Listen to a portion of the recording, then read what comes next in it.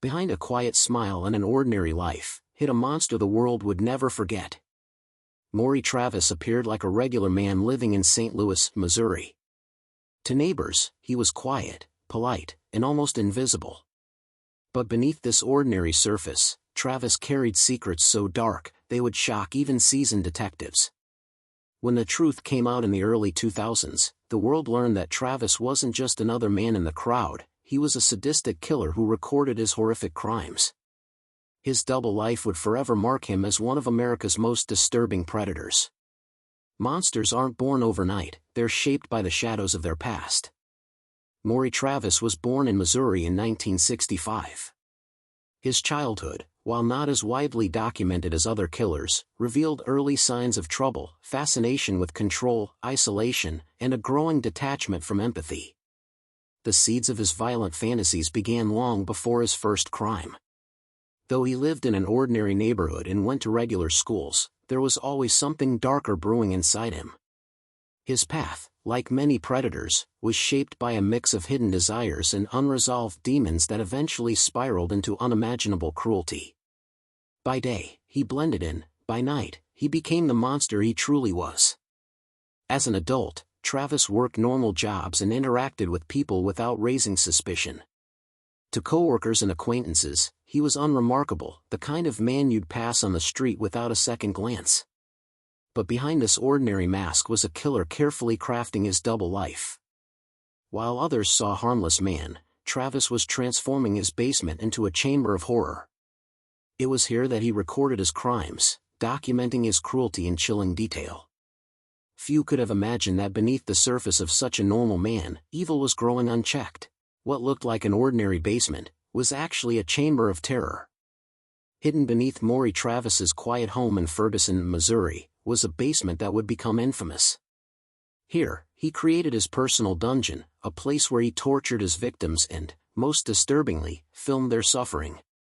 When investigators finally entered that basement, they found evidence unlike anything they had seen before. The videos Travis made revealed his cruelty in chilling detail, evidence so disturbing that most of it remains sealed to this day. Behind every headline was a life, forgotten by many, but silenced by one man. Travis primarily targeted vulnerable women, many of them sex workers from the St. Louis area. These women, often overlooked by society, became easy prey for a predator who knew how to lure them in without suspicion. Though the exact number of victims remains uncertain, investigators believe Travis may have killed at least a dozen women, possibly more. For many, their stories remain unfinished, and some victims have never been identified, leaving families without answers. His crimes weren't enough, he wanted the world to know. Maury Travis began sending anonymous letters to journalists, taunting both the media and police.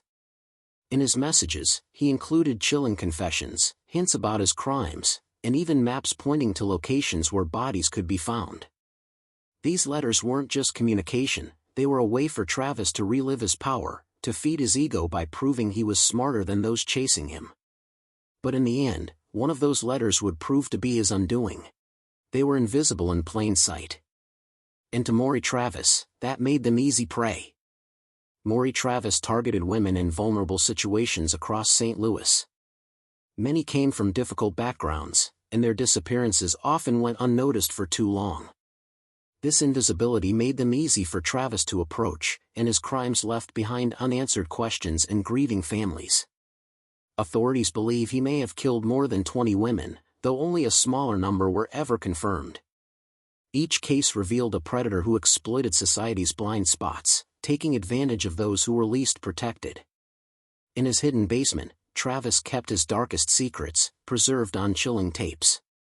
Among the most horrifying discoveries in Travis's home were videotapes he created.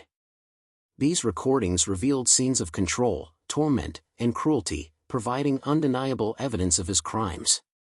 Investigators who watched them described the content as deeply disturbing, leaving scars that would never fade. The tapes showed that Travis wasn't only committing crimes, he was documenting them for his own twisted satisfaction. They became the key to understanding the full extent of his obsession with fear and power. His arrogance sealed his fate, a letter that led police straight to his door. Maury Travis's downfall came when he sent an anonymous letter to a local newspaper, taunting authorities.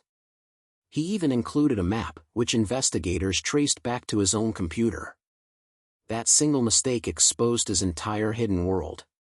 When police arrested him, the evidence was overwhelming: the basement, the tapes, and his own words. During questioning, Travis admitted to some of the crimes and hinted at many more. His lack of remorse sent chills through investigators, confirming the darkness they were dealing with. His arrogance drove him to play games with the media, but it was a game he would lose. Maury Travis believed he was smarter than the police. To prove it, he sent taunting letters to a local newspaper, bragging about his crimes and challenging authorities to catch him. These notes revealed a killer hungry for attention and recognition. But his biggest mistake was attaching a computer-generated map to one of his letters. Investigators traced the map back to his own home computer, unraveling the mask he had so carefully built. His need for control became the very thing that exposed him. When the mask fell, the world finally saw the monster hiding in plain sight. With the evidence stacked against him, Maury Travis was arrested and interrogated. He admitted to several murders, hinting there were far more victims than anyone could confirm. His cold, emotionless words shocked investigators, showing no regret for the lives he had taken. But Travis never faced a full trial.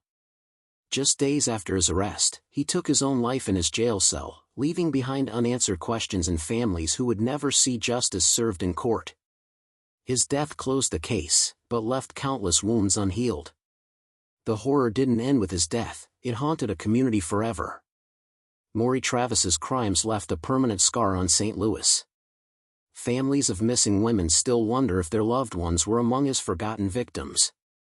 His tapes, his arrogance, and his basement of horrors remain some of the darkest chapters in modern crime history. For many, his story became a chilling reminder of how evil can hide in ordinary places, behind quiet smiles, friendly neighbors, and locked doors. The name Maury Travis now stands as a symbol of cruelty, arrogance, and the devastating cost of unchecked darkness. You are watching